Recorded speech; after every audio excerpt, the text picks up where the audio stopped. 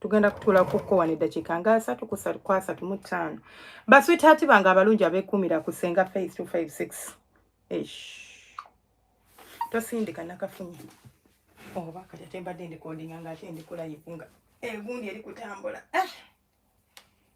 kasoke ngolera ibo budde bugenza kwagala nnyo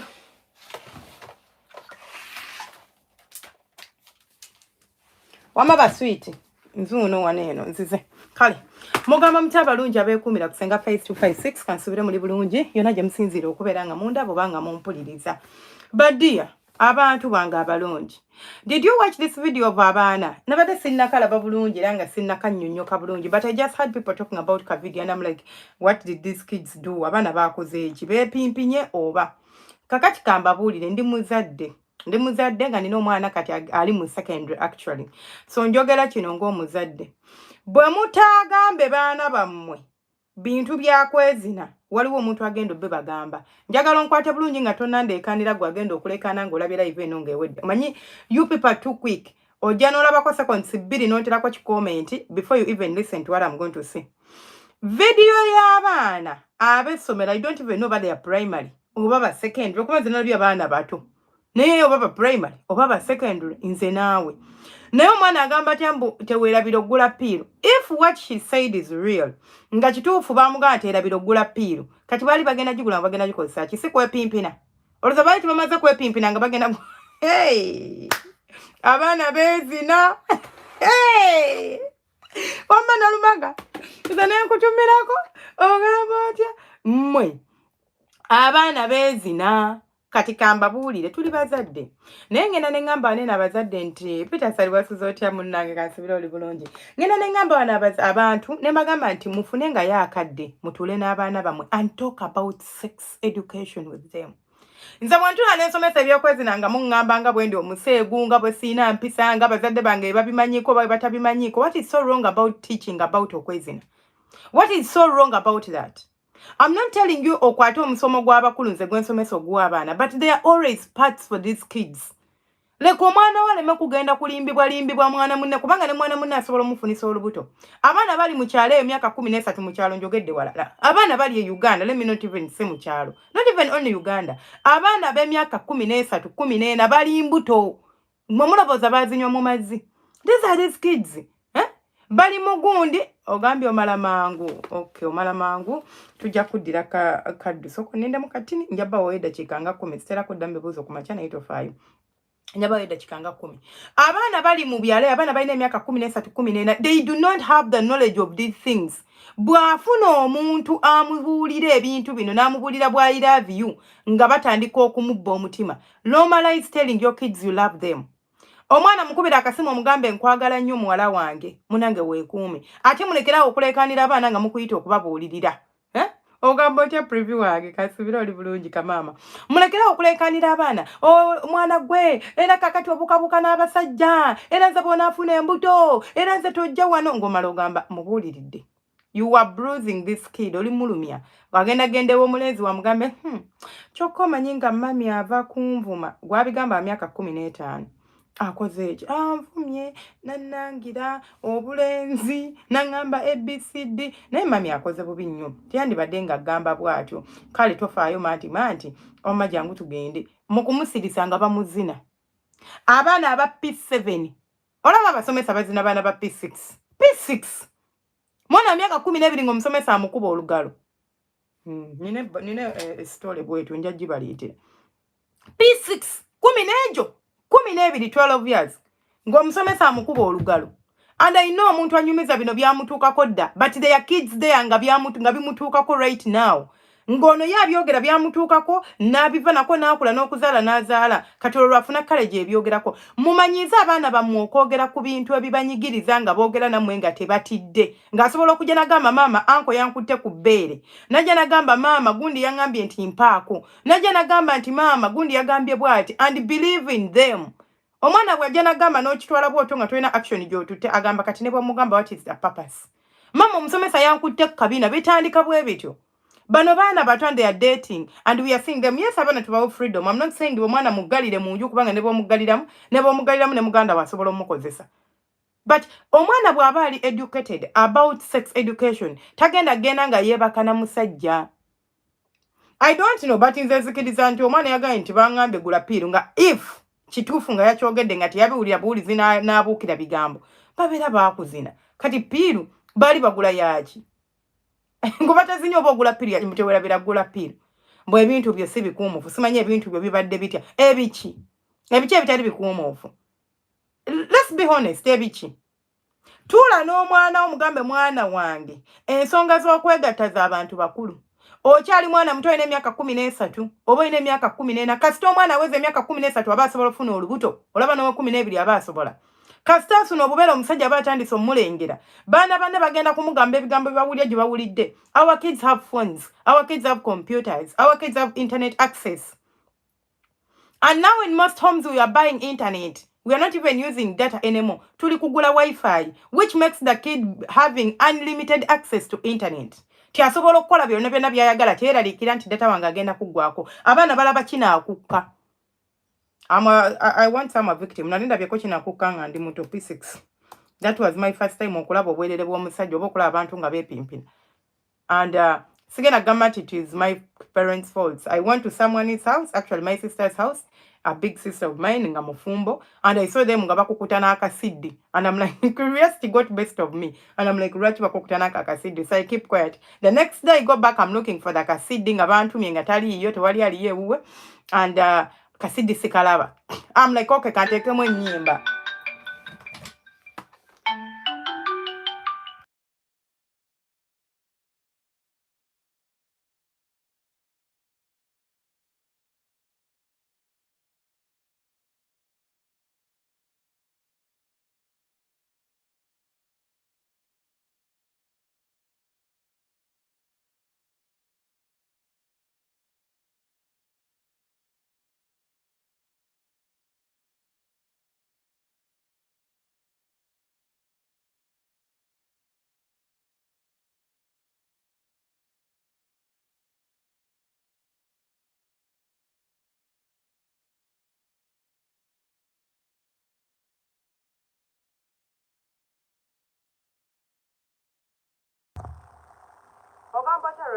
Kwano kansubira oli bulungi.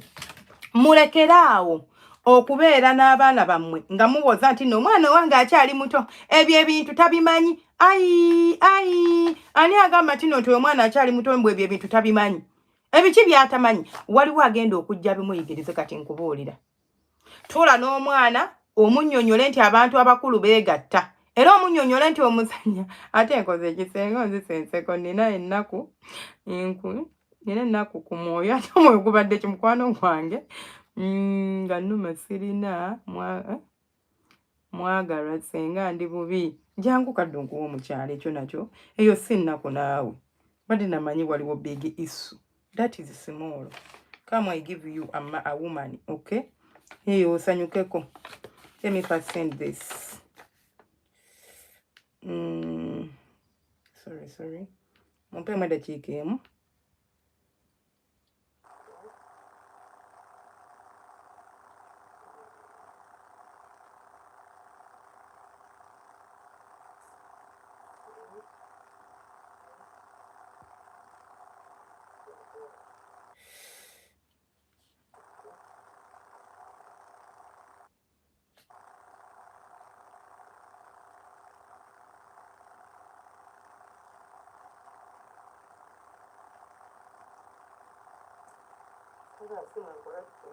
Izoloza sitegera byempandiika.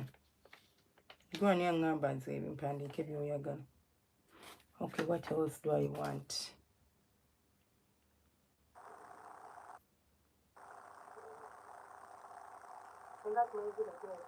Even with a kid. Exactly. 11 years. You guys. And olaba abaana abato oluusi aba 11 years, you are going to find out oba ogenda kukizuula ng'oyo omwana n'abawaka be baamukozesa oluusi oba kipakasi oba kojja oba ani, and then they are shielding this person tebamututte mu mateeka omwana n'akula nga ali bruised. Kyenva mulaba osanga omwana ow'obuwala nga tanyumirwa byakwezina nga bamukwagula omwana wa 11 years ali lubuto omwana 11 years alina omwana kasitaze omukono emabega nze omwana kasitaze omukono emabega nendaba ku period esooka nti nga mugamba nti mwana wange jangu twogere munnange nze nti era kirungi sisabika bigambo kye kirungi kyange nze I do not sugarcoat my words ate nziraawo tandika okweyogeza ebitanyuma nga mulimbalimba ebitaliiyo ti mwana wange tofaayo nye omulenzi ne bw'aba alina emyaka 10 n'egyo asobola okukola omwana ow'emyaka 10 n'egyo olubuto 10 n'egyo ku 10 n'egyo bekola olubuto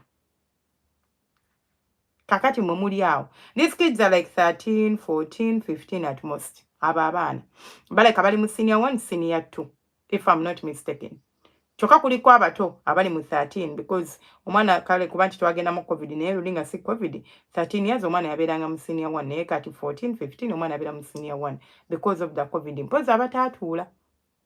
And you see these kids talking about ebintu waliwo ka video akala kenalabako akalirako abaana mbutukamawo tujja tugenda bagalira ba boyfriend bamwe senior 1 senior 2 bagenda bagalira ba boyfriend bamwe kale yadde nange nayayukira mu senior 3 naye ate sandi agadde mwana mulabanga ayita mu kye nayita mu yadde nzo gwange tegwali mubi naye nti at least the person was there naye omuntu asobola okufunisa olubuto nadduka okitegera abaana bezina abaana bakola ki bezina mulekera okulekera abaana like betu eriyitiridde omwana omulaba alina mukwano gwe gwaleetewako ow'obulenzi tebava mu kisenge wayingira nga beggalira bekwatirira mu busolo bekuba finga bekola ebintu abaana bekola ebintu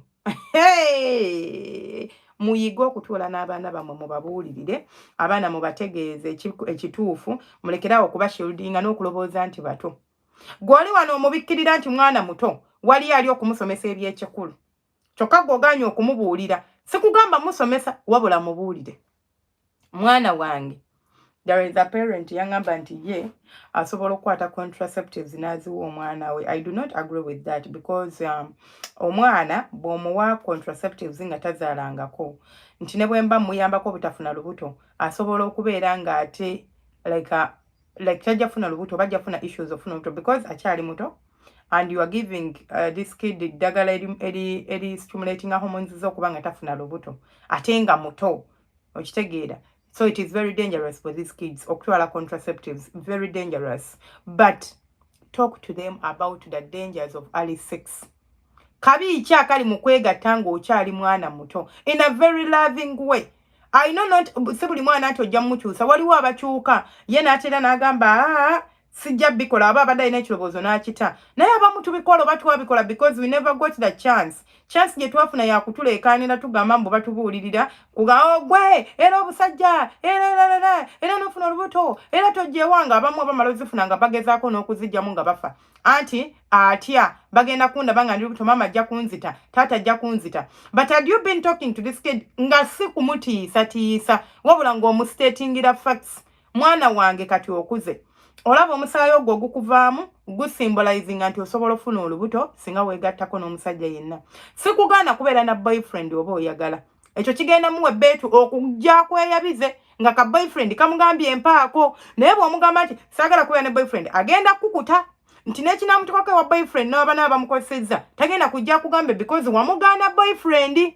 So sikugaana kubeera na boyfriend sikugaana kubeera na girlfriend naye saagala mukole ebintu bya kikulu mwekuume. Omusajja wo waaba akwagala ajja kulinda omale okusoma asobola okulabira kwa kakati mwana wange tunula olabe singa omusajja oyo yeebaka naawe n'akufunisa olubuto kimanya ajja kugamba tojja ddufuna kimanya ajja kulima tujja kukozesa akapiira naye akapiira ako kasobola okwabika n'ofuna olubuto kati wona amala odufuna omulenzi oyo abeerawa mami abeera waabwe olowooza bamuwa sente meka okulya ku ssomero mami bamuwa 1200 oba bamuwa nusu 10 kakati singa ofunye olubuto agenda kutwala waabwe oba agenda kuleka wano ewange. Nze bwe nafuna olubuto saagenda waffe bba wange yajja n'antwala taata wammwe era n'enzaalira ewuwe. Kakati ye atera yalina amaka ge yalina ennyumba ye gye yali apangisa mwe twatandikira oba yalina ennyumba gye yali azimbye ng'akoze kati gwe wona alufuna bawo no ba boyfriend ono agenda kutwalawa. So it's okay to have a relationship with this boyfriend of yours, and I would like you to introduce me to this person. Njogereko ne boyfriend wo ategeere nti naawe ina bakadde botajja nakujoga n'okukitingako tajja kukitingako. To this kid's mind, kubanga mwana muto, just telling them that bajja kukitingako kigenda mu assurance okujja okugamba aloboze nti afuna security. Let the boyfriend come home, talk to the boyfriend. Tinamala afuna olubuto. The boyfriend, you don't have to be very polite with him. Oyinobo mukanga kanga. I'm not saying this because abeera mulenzi, but wetewetaga kubeera polite naye. Kubanga be basinga okusalasala olukujjo. Ababuwala tebatera nnyo okubeera nti baagala nnyo ebyokwepimpi n'abalenzi be basabiriza. Omuwala ye abeera ayagala mu pamparinga, muwayo 1,000, you know, kugamba nti alina boyfriend ko wandikira bu love letters, ebyo byabeeramu kubanga obwongo bwo buto. Si bwa muntu mukulu. Nti agenda kusaba ez'enviiri, nti ayagala eza lipstick, simanyi ez'enjala, no. You get? Naye omuto oba omukulu yajja okusaba ebyo, so mutwalire. Sharifa?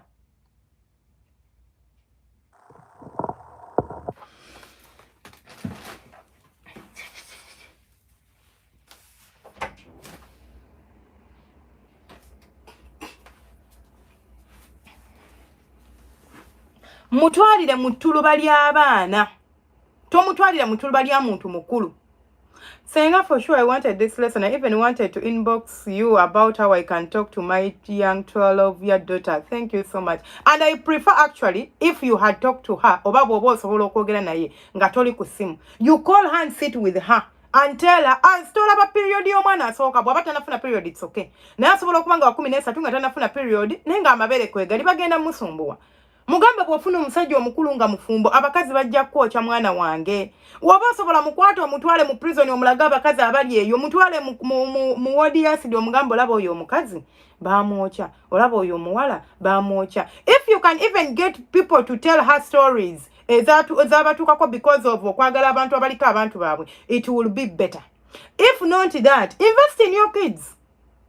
Mulekera okwana na school fees, musasula millions and millions of money, and you don't even care about what the kids are doing in school. Tatusobola kunenya basomesa, sigenda kunenya musomesa. And I don't think it musomesa yabadde akutte kamera nga abuuza abaana mbu what did your boyfriend say? Because tasobola. It should be omwana omulala eyabadde ababuuza. Nabaga, you know, let's do this challenge. And then they come up and then they do the challenge and they have boyfriends, which is okay. I'm not against kids having boyfriends. But talk to them. Gwajona ko omukwata nti omukuma mutabeera na boyfriend. Jagenda okukuta ne boyfriend, jagenda okukutokola byatayagala, jogenda okoma obutamanya bulamu bwa mwana we butambula. Naye bonna amulaga nti ndi free, bonna amulaga nti ndi okay, bonna amulaga nti omwana ngo obulenzi. He's 14. He's making 15 next year. Naye namugamba nze cause I saw him posting a girl ku Ali mu senior one. But he's posting a girl ku WhatsApp ye, ku gundi ye, ku bajita DP. He's posting some certain girl. And I'm like, we're not dying mugamba him. So kumbulire, ono tumuita tata. With a very big smile. And he's like, mukwano gwange. I'm like, okay, mukwano go, oba mukwano go nga muka mwana wange. And I'm saying it smiling and laughing so that I make him comfortable to share with me. Just mwinako crush. Okay, but if you want to date her, ABCD. Nze sikiina akobuzibu. Sono kuwa ne sente no mwa obo yagala ku sente. No ngamba mama mpayo omutwalo. Sagala ozinsabe ngo nimbali mambo kusomero bagala akatabo, mbo bagala bikingo ogenda mugulira just pan. Ngamba ongambe mwana mama. Nze kakati olaba girlfriend wange netago muwa yebbiri. Njaze kuwozi muwa sikiina akobuzibu. Kitegeere nti nsobola omuwa sente. Naye omwana w'abendi oyo omulaba akyasoma. Gwobeera wano wajjajjaawo. Toyina yadde kintu toyina kagaali ate nze nakagula. Toyina yadde akamotoka, toyina yadde nyumba mwosula nti yiyo. You can't even afford to rent, can you? Nedda. Uyo oli awo osoma busomi. Nezo okulya nkuwampi. Kati neza girlfriend nsobola ozikuwa nga ze nkuwa. So there are things you're not supposed to do. Saagala osukira ini eyo. Ongambye crush wo naye asobola okuba nga si crush nga girlfriend wo. But whatever it is, saagala osukira ini yakubeera ng'omukwata ku bbeere. Saagala osukira yini yakubeera ng'omuweeweeta mu bisambi. Saagala osukira yini yakubeera ng'omuzina. Ompulidde? Kyokka mami naawe. Togamba mami naawe. Bino bye nkugamba ino. wano ku myaka gy'oliko you have wet dreams, right? Yes, mami, I do. Okay. Saagala weefule nti byenjogera bipya mu matuugo. Obimanyi, and maybe even in school, maybe they like hinged on it a little bit. So you know what I'm talking about. Saagala ogende eyo, okwate omwana wa bendi, obeeko gy'omuziziko oba mu classroom oba biki, otandika omuteeka olugalo mu busolo bwe. You are not allowed to do that. Bajja kusiba. Owulidde mwana wange nti ye. Ate bana bakusibye nze nnyoko. Sijja kujjayo. I want to tell you the truth. Nkwagala nnyo. Because he calls me like I'm his best friend. He says he's the best friend one. Sijja kujjayo. Kumanze sina maanyi ago. Kubanga kakati ne bali nabo bazadde babeera n'omwana waabwe. Kati gwe oba oyagala nze ngende nkujjayo ate omwana waabwe yakola atya. So mweyagala ebya boyfriend, girlfriend, naye this is not the right time. The right time is going to come. Ng'olina akazigo ko ng'opangisa. Gwe n'obonaaba opangisa nga you know you can pay that rent by yourself. Ng'okimanyi sobola n'okweriisa. That is the right time okubeera nga musobola okukola ebintu ebyo. Okitegedde mwana wange nti ngambye eki? Mimi ogambye tetwezi. Look at me. Ngambye eki? Ogambye tetwekola. Ya, temwekola. Owulidde nti ebisigadde mbikole mwewaane muwandikire obubaluwa muwandikire text messages because I know the girl also has a phone. Muwandikire text messages and all. Tomugamba kuweereza mabeerege. Tomugamba simanya akulageko. I'm telling you this. Nze nakwata email y'omwana. Nze nakwata esimu. I usually buy him phones because he's good at spoiling phones. Mulungi nnyo mukono n'amasimu. But simu nenye I also had that habit. Not when I was young. Even ngandi mukulu, I could not last with a phone emyezi esatu nga tennaba kwonooneka. It would fall down and break. I don't know why, but kati I outgrew that habit. So I don't blame him if he dismantles the phone or what. And I'm not spoiling him. So I usually buy him new phones and I send. Kati waloje na send kati yawoza myezi ebiri yaggwawo dda simanyi nagyeri. Ngezaako mugamba essimu eriwo mulaba akozesa ya jjajjaawe. But bwengula simu nkwata email nze ntekamu. I know the email, like I put the email and the password, and then I get that same email and I put it in my phone, which I can monitor bya searching ku Google account ye. I can monitor cha searching ku YouTube nga I log in mu YouTube ye using my phone nenda babiki bya searching. And do you know the scariest thing? I once found him searching before even me having this kind of talk with him. Anoonya kinaakuka. He's what? 14. Anonyachi chinaakuka for what? And you tell me not to tell him titemwezina. Nze namugamba anonye chinaakuka. Nze sina adene CD ya chinaakuka. Esimu yange tebeeramu chinaakuka. I always tell you, do not send me chinaakuka. Esimu yange tebeeramu chinaakuka because I know my kids can access my phone. Yadde sibeera nabo. But I do not. I don't want it. I don't want it in my phone. Nze namugamba, I know waliwo abaana abakulu ku ssomero abamusinga obukulu. Abezina, era abazina baana bannaabwe, era agenda okumunyumiza. Amugaye naye gwe nawe kalahimu. Kati ako ka girlfriend ko gwe just mubeera okwegamba I love you. Nze akange kampaako mwana n'enkasabula. Nga n'oluusi tabikola. Maybe just watched a video ku TikTok. Maybe ayina gye yabirabye. Maybe yagudde ku ssenga nga nze nga mbisomesa naye n'abiteeka mu mutwe gwe n'agamba, oh, you know? Nentegeera nti, oh, I need to have a talk with this boy before it is too late. So focus on your studies. Nze nja kuweerera paka wonagamba nti mama nkomyawo. But do not expect your dad to step in ng'omaze okukola emivuyo gyo. Do not expect me to step in ng'omaze okukola emivuyo gyo. Nze sikugaana kuba na boyfriend, girlfriend, and I have a girl. Bw'okiraba kati kinyirira bwe kiti. Although I'm not the birth mom, and I'm like adoptive mom. Kinyirira bwe kiti. Omwana wange kati tugenda muteeka ku course because byagaana ebyokusoma. Okitegeera. But I don't blame her. Nze siina budde bw'abaana bigaana nga branching ewalala. But I'm even scared omuteeka mu course because I know course emuwa liberty nyingi, emuwa freedom nyingi. Okitegeera. Singa natandika nadda, but I'm scared. I just want this year to end and I see the next year. Kubanga manyi, she can be easily manipulated. But I tell her, woba olina ky'oyagala, tell me. Bw'oba oyagala nze omwana wange tangamba nti mama mpaayo omutwalo ne mubuuza gwaki. I don't. Nina omwana wa myaka 9 omulenzi omuto adda ku oli we 14. Nze ankubira n'angamba mama obwavu bunuma mpaayo omutwalo. I don't question but ono na muto. Kansuubire tebyekyanze kubanga bigenda kwekyanga kamala okubinoonya wano. Okay, bizeeko. kubanga nkimanyi nti ono omwana ow'obuwala ate yaneetaaga nnyo n'okusinga ow'obulenzi. Ono ow'obuwala agenda funa omulenzi just because you are not providing pads. Abazadde temufaayo. Senga oluzungu nnyo nga lulinga Luganda. I didn't even understand that kaddu. And abani how please I need using parental guidance. Kusimu. No, I don't even use parental guidance. Parental guidance is in the settings of the phone, but I do not even use parental guidance on their phones. Okujako eyomuto. Because I know he will go on TikTok and scroll and he's still young. Ono mukulu muleka, but I monitor what he does. Nakwata email ye. Nenjiteka mu email ye. Nenjiteka mu simu yange. I have his email here in this phone. I'll show you.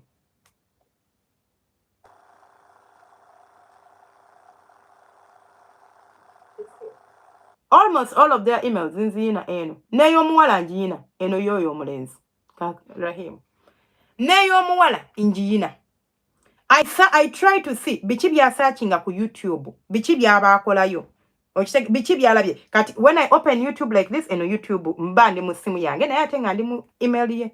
Kati then I come and I see biki bye yalabye. Nendaba nti alabye movies. You see? These are movies.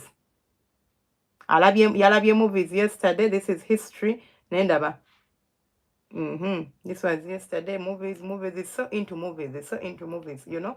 Then kantuni twala tugende. Kati wemba njagala kulaba search history we. Nenzija wano. You see what he's searching? Vijja biki this stuff. Then I know he's searching this kind of what? Of stuff. Kati nengenda ate ku Google. Nendoginga in era mu email ye ku Google yange nga kwesa simu yange. Then I see a searching gachi. Kati nengenda ku ChatGTP. Nendoginga cause he has ChatGTP and he uses it and you know ChatGTP will give you anything. Nengenda ku ChatGTP. Nendoginga in still mu email ye. Nenkebera anoonyereza achi. Nentegera. Oh, because I know usually the phone holds a lot of information about your kid. A lot of information about your kid. And esimu omwana gy'akozesa okunoonyereza byonna by'agenda okulaba byonna by'agenda okulaba. It's the phone. His phone. Esinga ne best friend we okumanya ebyama bye. And esimu gy'olaba. And if you want to monitor WhatsApp ye, you can do that, but you need an additional software. Nay, I don't go extra mile. I don't want to be into his privacy like that too much. Mulekera okoka space. Tamanyi nina all this about him. Tamanyi. He doesn't. And whenever I let go because I'm not going to be a monitoring spirit. I let go. But for now, I need to know. And in case I find out, I will call home ngambe jaja mujieke simu. Oba mugamba akwe simu. Then njamu kubira ku simu endala mugambe let's have a talk ku video call. Omanyi naloose sigenda mugamba omanyi lwaki jjajja una mugambe akutwaleke simu nedda mami naloose waloose eki omanyi nzo ndaba wano nze ntegeera ate nze ndoota nze ndi maama wo kyonna kyokola nsobola kitegeera golinzo obutakitegeera nti nsobola kitegeera naye gwe kyoba omanyi nsobola kitegeera naloose ng'oyina byokola ABCD. Of course abikola. Of course sikwata nkoko simu ye. Of course agenda kugamba ono mukazi kituufu nina omwegendereza aloota. Naye nga sina gye nabiroose ndiko lubaale oba ndikompeho. I just use my brain. If I want to address an issue, era njagenda. Nze omwana wange bwe namulaba nga googling about stress, I will naye ebimu stressing. I will talk to him about stress. Abaana betta. Because of stress. I will talk to him about it. Mukambe oyina ekikusumbuwa. Oba omanyi waliyo omuntu ABCD nga abeera n'ebimusumbuwa and they don't have people to talk to, you know, nemubuulira n'amanya nti if you have struggles you can talk to someone and these struggles can end or they can help you in this way. Naye muganya okugamba abaana bammwe munsanga wano nga nsomesa ne muŋŋamba kati biki byayogera ayogera ebyokwezina ng'abaana bammwe we babazina we bafune embuto. You have the opportunity. Go back home on holiday, spend a lot of time with your kids and get to know what they go through. Mu masomero babali ebisiyaga. They can't even tell you bakutya. They respect you but bakutya. Tasobola kugamba. Be a friend to your kid. Mulage nti sigenda kujajinga ku kyonna ky'oba oŋŋambye. Mami nakoze ensobi naye kino ne kino bansonyiwe. Kitegeera.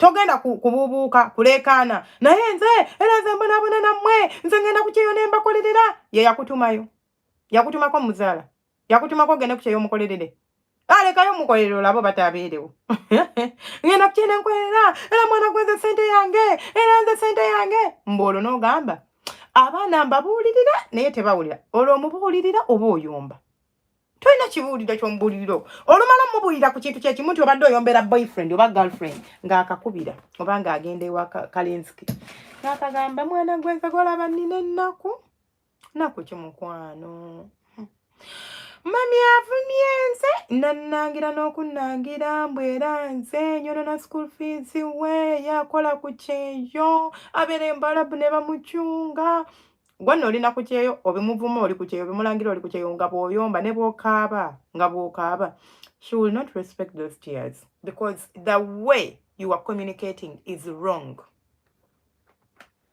Mulage nti asobola okubeera ne boyfriend waba ayagala era omulage nti in support of it but mulage dangers eziri mu kubeera ne boyfriend ne crossinga line ne bakola ki ne crossinga line ajja kugamba nti owange maama yaŋŋaana nzola mami wange neesiga era yaŋŋamba it's fine okudatinga naye bino ebintu by'okwegatta nedda sibyagala and tell the boy nti singa omwana oyo weebaka naye nja kukusiba n'ebisumuzo mbisule mu toya. I will not care nti oli mukulu oba sifaayo date her if you want.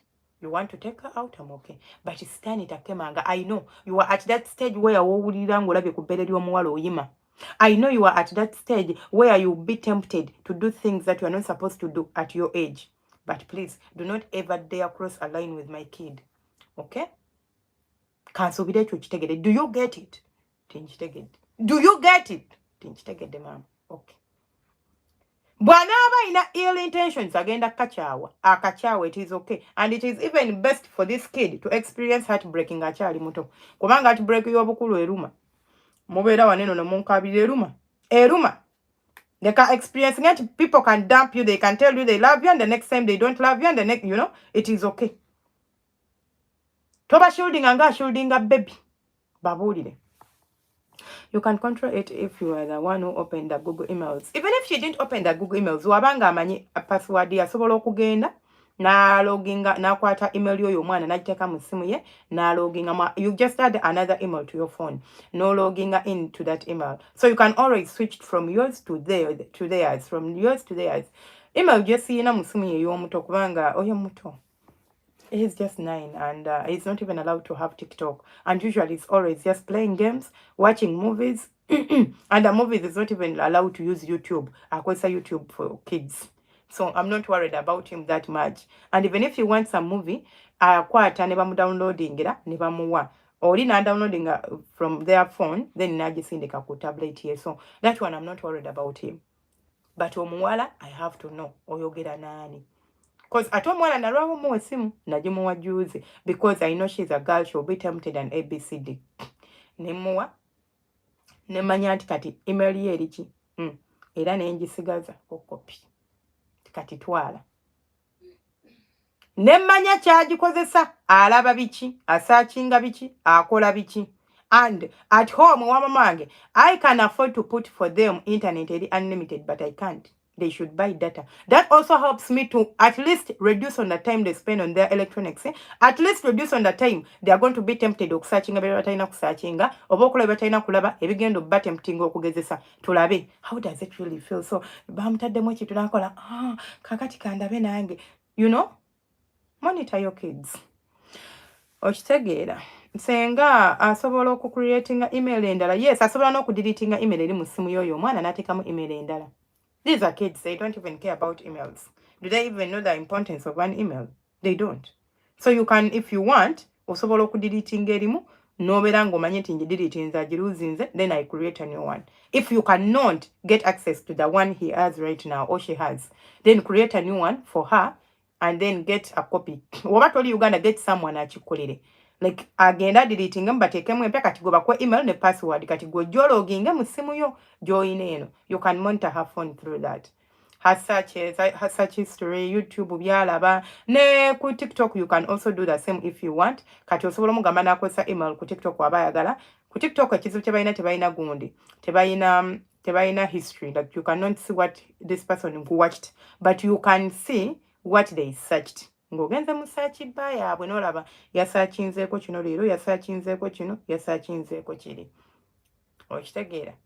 And if you are checking a WhatsApp for the kid, nze sisobola kwata simu ya mwana ngenda nga mpita mu chat. No, I type words. Ngenda ku search bar ya WhatsApp ne mpandikamu ebigambo byemanyi nti talina, because for example mpaako, for example emana, for example bukinaakukka nga nkiwandika mu luzungu, nti abamu babeera ne bi WhatsApp group abaana bato naye they have WhatsApp groups eziri mu kinaakukka. Can you imagine? And they are kids. And they are having WhatsApp groups where Chinakuka is being shared and they are watching it. So nze ngenda ne nteekamu ebigambo ebyo. Kati ne bandeetera chat season na. Kati chat eriko ekigambo mpaako. These words are being highlighted. Ne ntaapinga. Yabadde asaba ki? Mpaako kuki? Ku byokulya? Mpaako kuki? You know? And I get to know this. Because I cannot sit and waste my time going through buli chat eriyoko nedda. And that is how I check their phones if I'm to check them. Nga ntegera omwana kyaliko. Naye mu abaana mubawa amasimu and you're just there happy with them. That is the wrong thing you do. And then womuba mubabuulirira ebyokwezina, you start just shouting embombo ndi mubuulirira. Ng'olekaana mbombuulirira. Which kind of kubuulirira is that ng'olekaana bulekaanyi? You are even scaring the girl or the boy. Mulage nti it's fine, ayagala kwezina, it's okay. But ayagala boyfriend, it's okay. But bw'anaazina agenda funa kino ne kino. And bw'anaakifuna, you are not ready to step in for her. Bw'oba olufunye, just know ofuuse mukazi mukulu. Forget about school. Forget about me giving you pocket money. Forget about you calling me to tell me mama neetagayo ekipale kinene kye nalabye ku nga bakipositinze. Forget about you telling me nti neetaaga ekigatto kino. Forget about that. Olwoba ofuuse independent. Togenda kweyimirizaawo nga bw'olaba nze bwe si dependinga ku maama wange. Naawe oba togenda kuddamu dependinga ku ffe. Nze olaba ndipendinga ku taata wange nedda mami. Kati gwe lwaki olowooza ogenda kudipendinga ku nze ng'ate omaze okufuna olubuto. And okufuna olubuto it is a big deal. Kuba ogenda leeta obulamu mu nsi muno. Obwo obulamu nabwo olina obbulabirira. Nanze bwe nkulabirira. Kati you have to think about this. But omuntu ono okujja gw'ogenda oleeta agenda va mu kikolwa ky'ogenda okukola n'oyo boyfriend wo eky'okwegatta. Ate mami singa tukozesa akapiira ako kalaba kasobola okwabika. Ate waliyo ne siriimu, ate tulina ne hepatitis B. Oyo yayinza okukwata ne mbanga temukoze ekinga temwegasse. Dayeke ne mwenywegera mu malusu ajja kukwata. Asobola okupekinga come fine with it. Kutama naye temwenuunamemwa kubanga enje emimwa gye givaamu ate okuyima wansi. Ate okuyima ne kuleeta. Temuseka nze mba siseka we mba mbyogera. Mbeera very serious and mbeera happy. I don't want to show them that ndi mukambwe and they know ndi mukambwe and they know nze ndi mukambwe. But when I'm talking about these issues with my kids or with kids, ne bwabanga si wange nga bamumpadde njogereko naye. Because when I'm in Uganda, my friends usually tell me, wallahi njagala oyogereko n'omwana wange ku nsonga z'okwegatta ezo. Kale, when I get time I'll pass by oba si kyo muleete nja kwogerako naye. Bwe mba njogera nabo, I don't want to show them that ndi mukambwe. I want to show them I'm loving and I'm someone they can trust. Cut for example, nze wano wenkola nina omwana gwendabirira.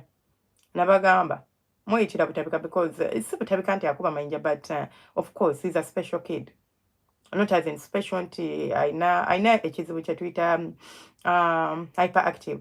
But trust me, ndi mukambwe with him. Nsobola omukwata ne munyiga bwenti. But nze muntu amanyi ebyama bye. Kyasobola okumbuulira buli kimu. Asobola n'okumbuulira kyatasobola gamba bakadde. Najja n'akingamba. Ne mugaidinga ng'ate bwe mushieldinga. Ne mulopa kye mulopye ne siropa bye siina kuloopa kubanga sigenda kubeera ng'ate njogera buli kimu. Teyazze kunfuula kiyita banka ye ate nze ngende njasa ebibye. Nedda. Naye bangi abajjanga nga bamulema. Nze mulaga nti wavaako nvaako. Bwe kuba kulwana tulwane. Bwe tumala nga tunyumya nga tuseka nga kiggwa. Bulungi nnyo. Takimuganda asobola n'okujja wano nga ndi kulabira ensaawa 7 n'akonkona. N'angamba nti njagala kuwa kafumito. Njagala kuwa kafumito kende neebaka. Kye kimuleeta ensaawa 7 ogw'ekiro. Nga alina kuba nga yeebase. But it's okay. So be that person eri abaana bo. Beera n'omwana ng'amanyi nti nsobola okujja ne ngamba mami nti mami kino mami kiri. Nga sigenda kigamba boyfriend wange. naye omwana olutuuka because they are yearning for love. Kati ffe abazadde abali ku kyeyo tetuliwo ku lw'abaana baffe. We are not in their life. And that gap we are creating between me and the kid ekola role nene nnyo ku kuzimba omwana wo. But you can shorten the gap. Make time, call them. Yogerako nabo. Let them know they can call you anytime they want. Let them know they can communicate to you. Make ways how they can communicate. Do not let togamba mwana sigala mugera simu agenda kwononeka. Agambe jajja wa muwa bayagala kwogera nange. Bwana agisaba jajja nga jajja mugamba. Nze nno sina muliro. Bwana mugamba ne jajja omutima guno majala kwogera kwano. Sina za data. Enze bannange nze era. You know? When they used not to have phones, nabaguliranga tablets ezigenda mu sim cards. I just told them, bobanga toyina data, get away to missed call me. Like go kubanze miss call jajira banja tegero netaga. I will call home, jagamba jajja wateke data ku simu ye twogere ombolire ekikusumbuwa. Okitegera. Try as much as possible. Tobera bubeza onogamba things will work out themselves. Things never work out themselves. Ebintu tebyakola byokka. The effort we put in kyekituyamba okubeera nga tuyieldinga oba nga tujjayo ebibala birungi. Otherwise tuba tetulina kye tugenda kubeera nga tukola. Okitegedde? So mwogereeko ne ku baana ku nsonga z'okwegatta, ku nsonga z'okwezina. Andi togamba kaakati olaba nga bw'onaakwata ekijiiko kati n'okiteeka mu kikopo. Speak the words they understand and speak them clear and loud. Bw'okwata akasoloko n'okateeka mwoyo omwana ow'obuwala omanye ekivaamu nedda mami ekiva kyokka mami no. I was talking to my daughter like mwawala wa muganda wange omukulu omanyi ebintu bikakamishize in senior sex right now. Kyokka mami nze ebintu sibikola. I know tobikola and I'm not saying nti obikole. That is why I'm talking to you. Oleme kubikolera ddala. Wait, sagala obeerenga sigenda kugamba nti obeerenga ffe oba obeerenga nze no. Nze niyinza okuba nga saamalako okusoma, niyinza okuba nazaala nga ndi muto, but nze Katonda nannyamba ne sibonaabona. Naye ate waliwo oli omwana wa neighbor omumanyi yazaala nga muto tabonaabona, tali waabwe mama we buli naku tomuwulira nga amulangira amuvuma n'amuleekaanira. Is that the kind of life you want? So it is best if you are independent. Omaze okusoma okola tunuira kati oli muganda tulaba nti like she can do whatever she wants, right? Kubanga yamalako okusoma oba alina basajja be, no one cares about that kubanga kati muntu mukulu akola decisions ze. But mami kati ndi 18. Yes, you are 18 but you still under someone's wing. Osobola okwegulira pad? Nedda. Osobola okwewa 10 ssaawa zino nga lulo? Nedda. Tolusaba busabi? Tindusaba. Kakati engeri the mere fact that you ask for money, you are not independent. And bona depending ku musajja nti kasita omusajja ye mami yetasoma guy avuga boda, are you sure he will marry you? Okakasa bwana amalo okufunisa obutagenda kutwala. Okimanyi nti waliwo possibility nti asobola okuleka wano ng'ate oli lubuto. Naye ate oba oli independent n'alukufunisa n'agenda togenda kaaba nnyo, togenda kubonaabona kubanga naawe wamala osoma osobola okukola n'olabirira omwana oyo. Noba nowerabira n'olubuto lwo. Naye kati oba ogenda kuleeta obuzito obukube ku maama wo, obukube ku taata wo, nabo balina baganda babato bakya strugglinga nabo. Kati ate naawe oleese omwana omulala, which means kati ate gwe badde bakulabirira ate kati gogenda fuuka special case. Kwegamba temugamba baana saaga njagala obeere simanya ekizampo ya gundi, simanya n'otandika omugamba olaba abaana ba gundi bwe bayisa obulungi. Abo abaana ba gundi b'omugamba alinza okuba alina byabamanyiiko. Bw'oba oyagala kuwa mwana example ku baana ba gundi, muwe example ku mwana eyalemererwa. Naye bw'omuwa example ku mwana gwe gw'olaba ekyo nze niyinza okuba byemumanyiko ate gwe si by'omumanyiko. Kati kyokka mami naawe nze ndeka oli gw'oŋŋamba yenna ali awo alina n'abasajja nange mbamanyiiko. Kati gwe oli awo gw'oŋŋamba mu mbeere ng'oyo mu mutima nga taggambye kyokka gwe oli mugamba because you don't see them jumping with boys. But this one engeri gy'ali nti wa myaka gyabwe abalaba era amanyi bye bakola. So muwe example eyoyo eyalemwa. Oba si kyo wakiri muwe example eya muganda we gw'olaba nti yasoma n'amalako kati alina ba boyfriend. That's okay. Nti ono ye akuze naye at least. Naye bali b'omunaawuliza tobimanyi na byabwe. You don't know anything. You know nothing about them. The only thing you know about them is what they let you see. Eyo facade gye bateekawo ffe gye tulaba ne tutandika okubeera nga tuwoza. I can only see 3 likes yet. Golika kuminasa to preview. Yet we are many here on this live. Please subscribe, like, and share as we are learning. Thank you so much for reminding them. Rashford Nagamba, let's pray for our coming children for sure. I mean, but I'm married. If so, do you have children?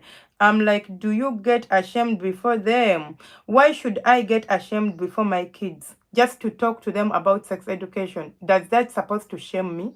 If I'm talking to them about ebyokwezina, am I supposed to be ashamed? This is the problem with us Ugandans, I think, or African parents. This is where we get things wrong.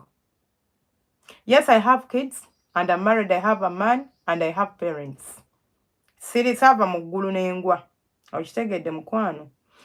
So I do not get ashamed to talk to my kids about ebyokwezina, because if I'm ashamed, someone else is not going to be ashamed to experiment with them. Not even to talk about it with them, but to experiment with them. Okitegedde. It doesn't matter mbusimanya bunze ndi mama we simanze ndi tata sobola kwogera naye ebyo. Gwe kyogamba omwana wo takimanyi nti mwekola. Omwana aloboza yava mu ggulu n'agwa. Omwana wa second oloboza takitegera nti banzaala buzazi era ndayita wansi mu mana ya mama wange. Mulekerawo okwefuulafuula abalihole. Tamanyi. Atamanyi y'ono omuto. Omwana bw'akula akitegeera. Era amanya nti there is reproduction and this is how it happens. So my dad slept with my mom ne beepimpina n'afuna olubuto n'anzaala. Bino bisimanya wava mu kundi, simanya wavaawa, simanya nakujja mu ddwaliro tubigamba baana bato. And I'm not asking you to talk to 5-year-old. I'm asking you to talk to kids, abalabye periods, to kids, abagenda abafuna wet dreams. These are the kids I'm talking about. Mubuulire abaana bammwe ekituufu, or else someone else will do, but the other way around.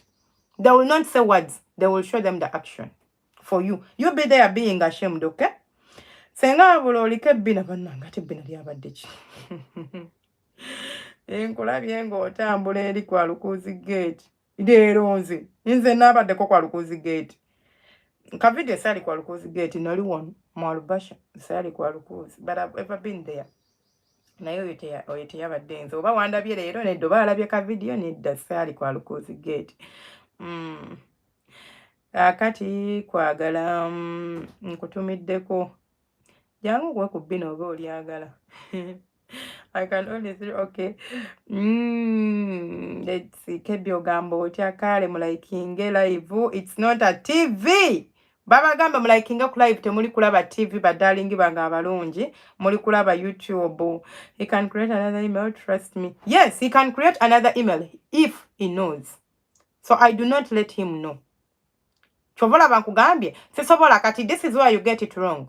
When I saw omwana ngenga ali kunoonya kinaakukka ku YouTube, of course, obwongo bwe tebunaba mugamba nti osobola ogenda ku Chrome n'obinoonya. Okitegeera? Tebunaba for now. Ekyo nkyebaza Katonda.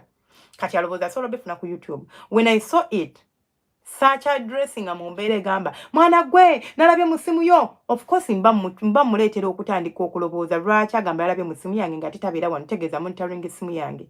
So if I'm approaching such a situation n'omwana simugamba nti nalabye naloose. Naloose, and I want you to be clean with me and honest. Ebintu ebyo obikola. Ebintu ebyo oyagala obiraba. Lwaki oyagala okubiraba?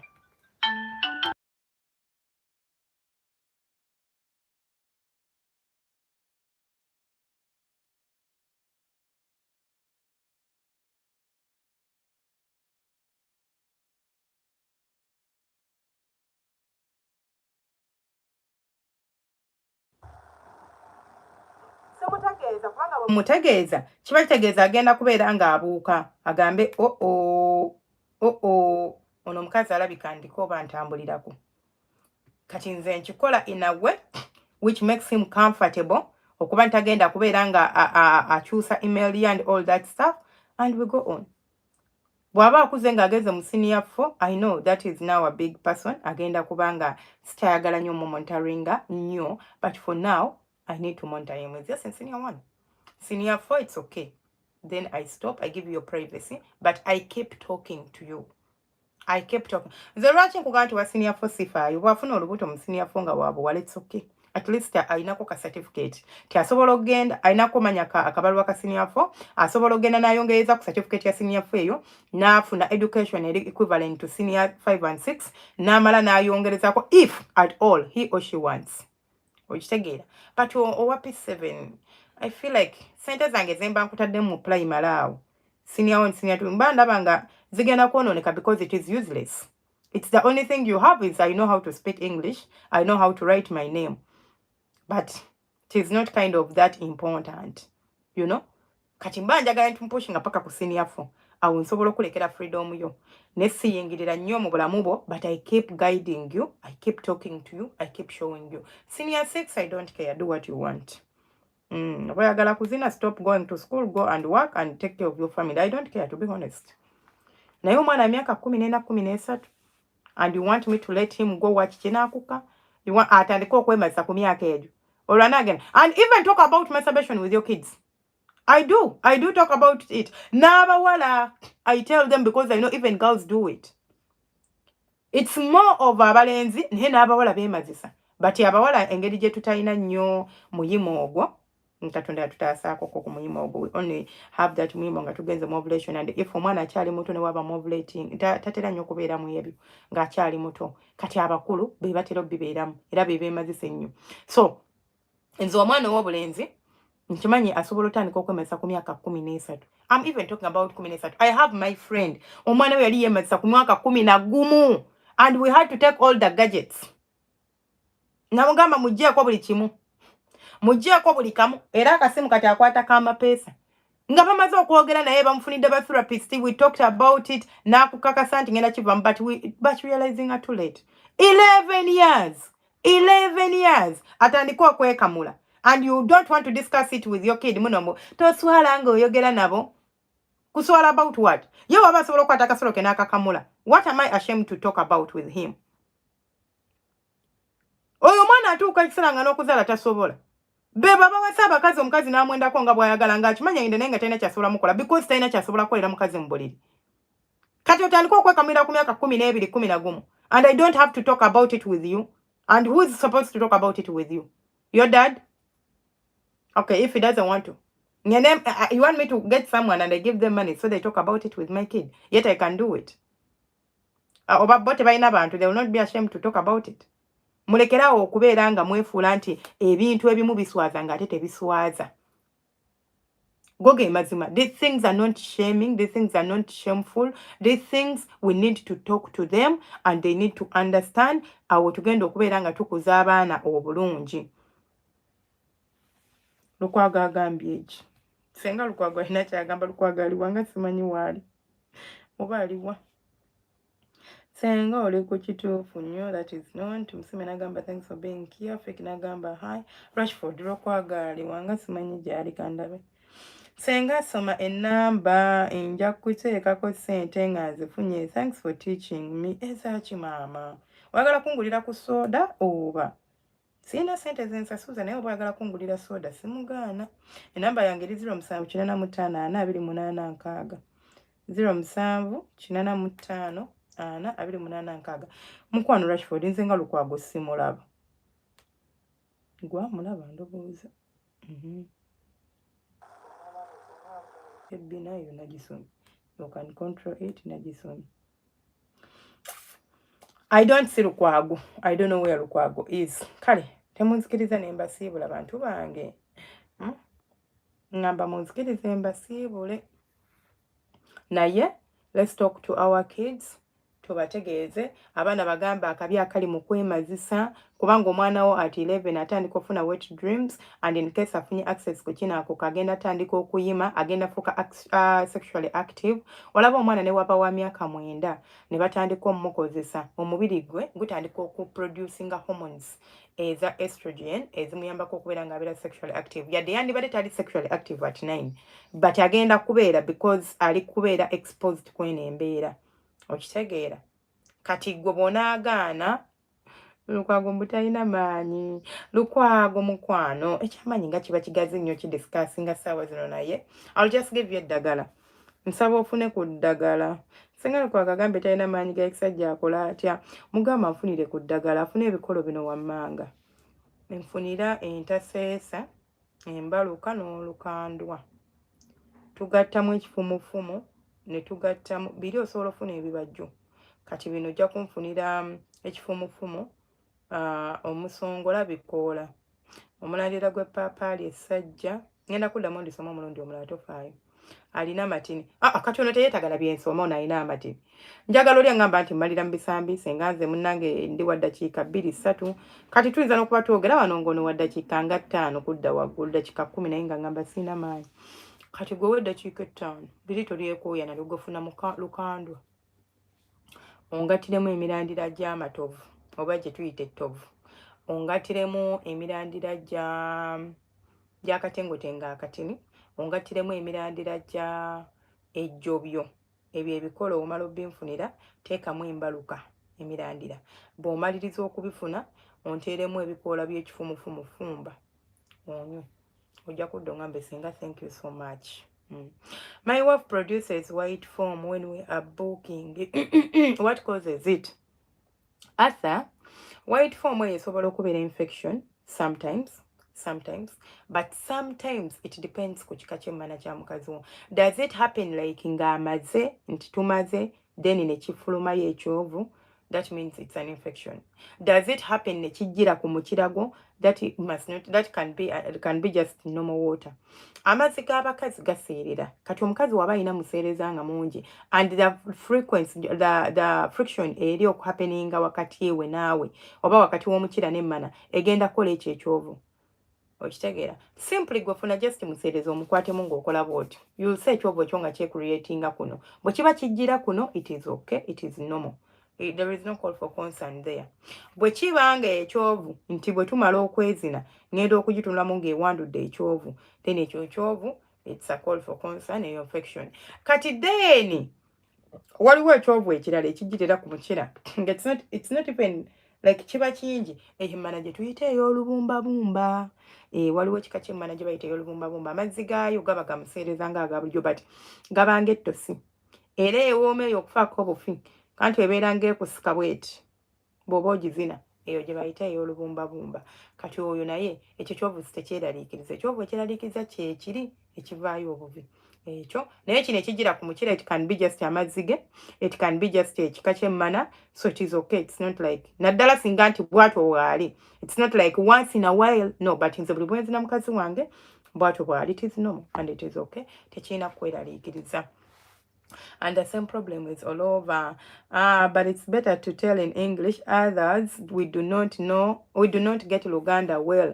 I understand, darling, you don't understand Luganda well, but I also don't know the English names for these medicines or for these herbs.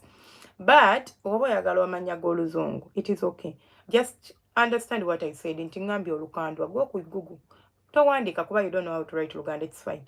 Uyogere ekigambo nti olukandwa kwata mu kazinda. Simplify your life. Ogambe olukandwa herb like H-E, not herb like H-U-B, like H-E-R-B, and then search it. Bagenda kuwa ekifaananyi kyekyo ekintu. Bwe bakikuwa kikwate kireete wa Senga Face omubuuze, is this the thing you talked about? If it is, I'll say yes. Then go back to Google. Upload that same video, that same photo you got. Like again, the walika search but waliwo akantu bwe kati. Then tap in it, upload. Ask for the English name and botanical name. And you can even go ahead and you research about that same plant, emigaso gyacho sexually. Bajja kubuulira. Simple as ABCD, you got all the information done. But you guys want me to go and do that information for you. And I can't lie to you. I have a lot. Kakati ngenda kwa bakamula bajo live yantuddemu neegaana. Never said I'm saying almost mwenda. Never going to go back 15 minutes. Yes, I put the alarm and I woke up 15 minutes. But then I felt like sit again. And kati I never say sawa ngazigenda mu mwenda. And another thing I want to tell you, when baso meseza na dalangeri eddagala, but sweet, before you even go ahead to use gana malagala, because gaina side effects, it depends ku bulamu bwange. Nizo okubanga ninamu ekirwadde nga sibola gakozesa. Go and research about them. Genda ku TikTok, genda ku Google, genda ku websites ez'enjawulo, simanyi browser ki gy'okozesa, oba Opera Mini, oba okozesa Foxfire, whatever. Kyonna osobola n'okugenda ku gundi kuki Senga tewakoze live ya never say yesterday nabadde nsumagira okuva ku macha nazuukuse nsumagira nga ninga anywedde akayaga bannange n'emisana n'ekiro but I needed that sleep because at least I slept for 7 hours today. Momanya never got 5 hours. So I slept for 5 hours, which an extra of 2 hours, and I take breaks during the day. So I'm going to 20 minutes and 20 minutes, sometimes 3 breaks or 2 breaks, which is healthy for me. But then I go recharging. So, research otegere nti nsobola odikozesa oba sisobola. Senga what if ekyovu kijjira ku mukira? Yeah, it is what I said, darling. It comes once in 2 months and it's unnatural water. Yeah, ekyo ekyovu oluusi okujja nekyakyembadde n'ebito bagamba. Sometimes abakyala, not even sometimes, abakyala tuyina kye tuyita menstruation cycle. The menstruation cycle lasts for 28 days, 30 days, or 35 at most. During this menstruation cycle, to producing ebika by'amazzi ag'enjawulo. Tigano nga natera ogenda mu nsonga, gano nga nvudde mu nsonga, gano nga ndi wano, gano, you know, that kind of water. Agajja mu mbeera yo ey'obulamu. So sometimes it's just because at that time owezinidde n'omuntu ono oli ku gundi eyo, oli mu cycle eyo bwetyo. You know, you are at that stage where you're producing this kind of water, and then the friction happens, and sometimes it's just too much friction into bulijjo omusajja akuzina naye nga takuzina nnyo nnyo, kati era akuzinye mu bisenge, and then the friction happened. So it is not like nti bw'oli bw'okiraba nti oh it's infection, nedda. It is not. Kale Amina wasuza otya? Kansubira oli bulungi muzikirize mbasiibule bannange. Previna ngamba Senga I kept checking on yesterday's story habumye. Bambi kamama, I'm so sorry. But jona bagambe ku live after 20 minutes and I don't happen to come. Mumanya mpiseeko. Naiseeko. Goge mazima. Mubere bulungi akumata 12. Let's meet ku saa 7 ogw'emisana. Tujja kubeera in live. Abankuumira ate abanjagalire. Tukuuma abaana baffe, tubuulirire abaana baffe, tulekerawo okuwoza nti bituswaza okwogerako n'abaana. Otherwise, someone is going to talk to them and not even talk to them. Agenda basomesa. Practical. Mubere bulungi mweraba. I love you. Nyo, nyo, nyo.